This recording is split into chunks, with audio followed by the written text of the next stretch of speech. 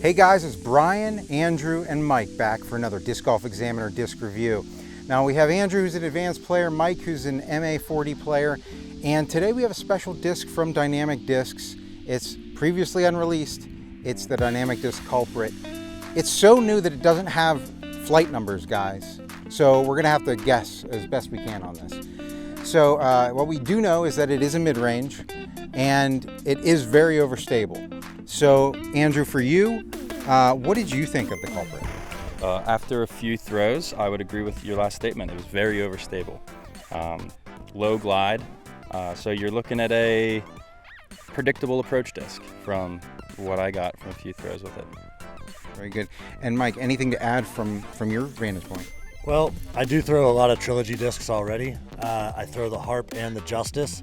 I would pretty much put this right in between them. It's not as fast as a Justice, faster than a Harp, but a lot more shallow than a Harp.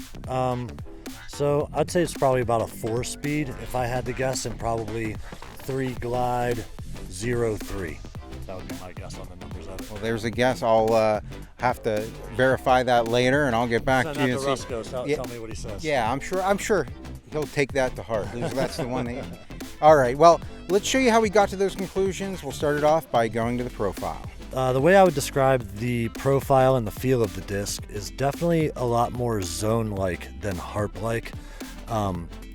It's shallow, not quite like a Justice, and has like a little bit of a bead, but it fits right in line with the rest of the Dynamic Disc mid-range lineup, in my opinion. On a hyzer release, it did pretty much what you would expect it to do. It just pretty much went out about 200 feet and dumped, and ended up about 210 feet. On a hyzer release, the Culprit is very overstable. I released it on a bit of angle and it just kept rolling to the left all the way back to the ground. Went about 230. On a flat release, it went out straight like you would expect it to, and then had a nice reliable finish at the end. Finished at about 227 feet. Throwing the Culprit on a flat release, it immediately started to work to the left, and you could see the nose just continually rolling down to the left through the entire flight. Still very overstable. It had a big flare skip at the end, so if you throw this flat with a good amount of spin, you're still going to get that skip. It went about 240. This thing definitely does not like anhyzer. It went out to about 245 feet this time. As you saw, it was on a decent amount of anhyzer, and then just pretty much immediately started fighting out of it.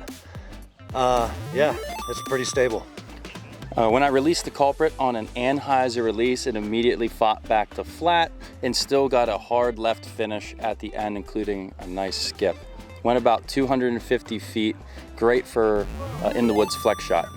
All right, I think for a lot of players, the forehand is where this disc is going to shine. That went out about 225 feet. So if anything, I mean, this disc is definitely consistent. Just went out straight, maybe even with a little bit of ante I think I may have put on it, and then just dumped right out, just kind of where you'd expect it to. On the forehand release, I was surprised how much the Culprit wanted to flip up, considering how overstable it was on the backhand.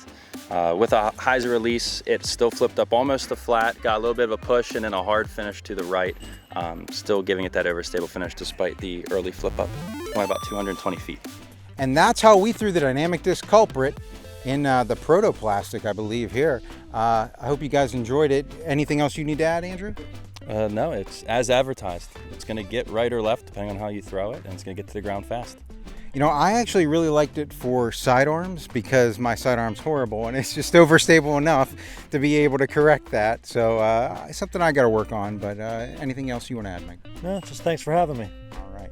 Well, that's going to do it for our review of the Dynamic Disc Culprit in this prototype plastic. Thank you so much for joining us. Remember to like us on Facebook, subscribe to us on YouTube, and share it. That's how we keep doing this, guys. So until next week, keep banging those chains. I missed it.